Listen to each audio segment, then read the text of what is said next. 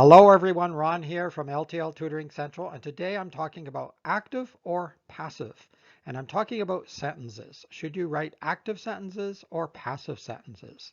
And I'm focusing primarily on academic writing. Fiction writing is a whole other ball of wax, and you have different freedoms and different conventions for fiction.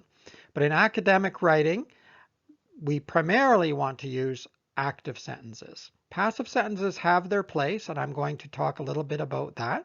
And this particular video isn't going to give a lot of examples of active or passive sentences. If you like, you can look into some of my courses on Udemy, or you can email me about personalized courses to work on your writing skills. This particular video is focusing more on why you should use the active sentence rather than the passive in your academic writing, and how not to panic when you're proofreading and editing for active and passive sentences.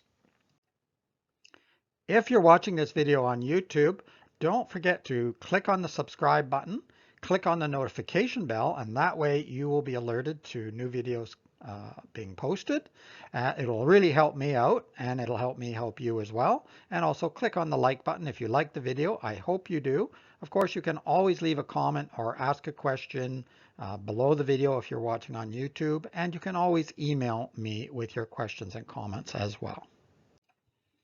Let's just briefly review the difference between an active and a passive sentence. An active sentence is a sentence in which the subject is performing the action or doing the action. So for example, Jim and Chowding built the massive birdhouse. So the subjects, Jim and Chowding, are doing something within the sentence. So that is an active sentence, when the subject is acting. A passive sentence is sort of flipped the other way around, where the subject is being acted upon. So here we have a passive example based on the previous one that was active. The massive birdhouse was built by Jim and Chowding. So here, the massive birdhouse is being acted upon rather than doing the action. So this is a passive sentence. So why do we want to use active sentences more often in academic writing than passive sentences? Well, active sentences are more powerful. They're generally more concise as well. And that's why some students like the passive sentence, even if they don't know the difference between active and passive sentences.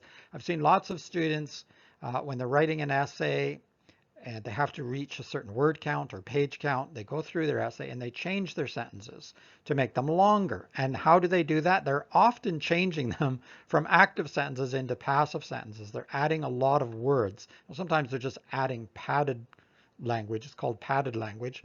But other times they're turning their sentences into passive sentences because it makes them longer most of the time. But longer is not necessarily better. You would be much better off to go through your paper and change your passive sentences into active, or at least most of them. We'll talk about that in a moment. And if you still haven't reached your word count or your page count, look for other ways to increase the volume. Look for another quotation you might include that you could explain how it supports your argument. Look for additional information, or have you explained everything thoroughly? Are there areas in which you could give an example? So there are ways of providing valuable information to reach the word count or the number of pages that you need, or to make your paper longer without resorting to methods that weaken your argument and weaken your paper. So for most sentences, you want them to be active, and you want the strengths to come at the end of sentences if possible. I'll probably do another video about that, but for this video, just focus on creating mostly active sentences. Sometimes using a passive sentence makes sense and is even better than using an active sentence. One of those occasions is when you want to focus the attention somewhere else. So you don't want to, or you don't need to focus on the subject. Something else is more important. And here's an example of a passive sentence. Explosions were heard all around the city. Now we can assume the subject were the members of the city or visitors to the city, but that's not the important piece. The important piece is the explosions. So we put the focus on the explosions in this passive sentence, and it makes it more powerful and better than the active sentence in this case. Another time you might want to use the passive sentence, or it might make more sense, is when the doer, in other words, the subject, is unknown or unimportant. So in this case, we have London Road was paved last week. Now, it's a little bit similar to the last one. We're putting the focus somewhere else, but not really. It's not an explosion. It's not very exciting, but the idea is more about London Road being paved than the subject. The subject is really not important, and we might not know exactly who did this. So it doesn't really matter in this case. So the passive sentence works very well in this particular case. So what should you do? Should you panic and always go over and over your papers, making sure every single sentence is active? No, of course not. What you should do, however, is as you're proofreading and editing, take some time to look and see how many active sentences you have. Now, there's not a number, there's not an algorithm that you can use that's going to make this work perfectly in every situation. It's more about looking at the overall content of the material and the context in which you're using your sentences, turning most of them into active sentences. I recommend this. Turn most of your sentences or all of your sentences into active sentences, and then read your work aloud. Does it sound better? Does this sentence sound better as an active sentence, or did it sound better when I had it written as a passive? If it sounds better as a passive, then maybe that's what it should be. You can't always tell from the sound, but often when I have students rewrite their passive sentences into active sentences, or sometimes I do it for them to let them see what that actually means and how you actually can go about changing passive sentences to active, they immediately recognize the power of an active sentence and the clarity. Remember, I'm always going on and on about clarity in your writing. The reader has to understand it, and the reader wants to feel drawn in, wants to feel involved in the topic. If he or she doesn't, then the paper probably won't do as well. So just check that.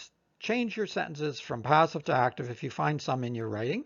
And over time, you will probably begin to write more often in active sentences anyways, because you will have changed so many of them that it will become second nature to mostly write in the active sentence. And if you do write a passive, it's probably because you need a passive sentence there. So it will start to come together over time. Some people seem to almost automatically write in active sentences anyway, and others seem to write almost everything in passive. And that's something that they should alter, because it makes the paper long, but it's really difficult to read if there's a lot of passive sentences. That's a no-no. So you don't want a lot of them. A few, fine, but a lot, definitely not. So I do recommend going through when you're proofreading and editing, not panicking, but just checking and cleaning up your paper in many ways. We've mentioned other ways that you can edit your paper when you proofread, and this is just one more method, but it's nothing to panic over. There's the website, www.tutoringcentral.com, and you can get your free copy of the Student Survival Guide, Become an A+ Student. It's just a little booklet that you can download. It has some great tips for studying and doing well in any course that you're taking. You can also check out the online courses there.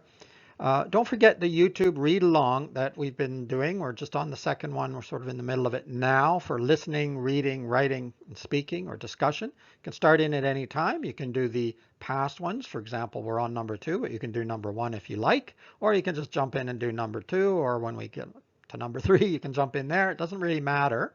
It's something that you can just participate in for free, and so that's great. And you can email me for more personalized lessons, or of course, if you have any questions about the read-along lessons or any of the courses or lessons that I have, you can send them along in an email as well.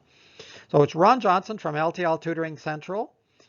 Keep studying and keep having fun.